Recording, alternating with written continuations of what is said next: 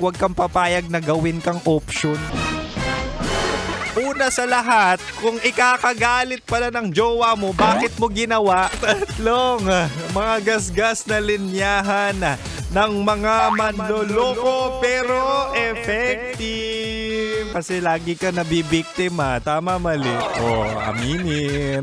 Una, linyahan ng manloloko ay ikaw lang naman. Nako, yan yung sinasabi ko sa'yo. Sa'yo ko lang ginagawa to. Yung lagi sinasabi or pinapa-feel sa'yo na special ka pero deep inside at ang totoo mahala, marami kang kasabay.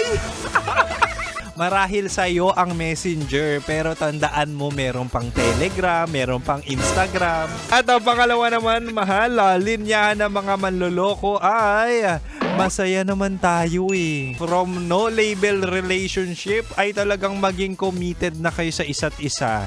Pero ang sagot niya, Okay na to, masaya naman tayo eh. wow, huwag kang papayag na gawin kang option. Ito na ang pangatlo at panghuli, mahala. Hindi ko sinabi sa'yo kasi alam kong magagalit ka.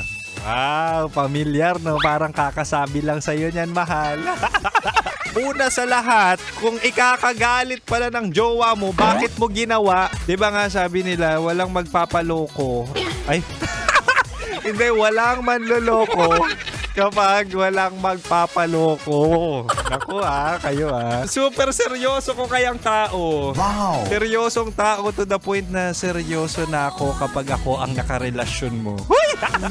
Sarap manood ng radyo, no? Ginawa mo na talagang bisyo ang panonood sa amin, no? Umabot ka na rito eh. Huy! Kaya kung gusto mong tuloy-tuloy pa ang tawanan, Iyakan at kiligan, aba, i-like mo na ang video na ito. at mag-comment ka na rin, kabisyo. Hit mo na rin ang notification bell. Para updated ka sa mga kaganapan namin dito sa Love Radio. Kailangan pa bang i-memorize yan? Basic.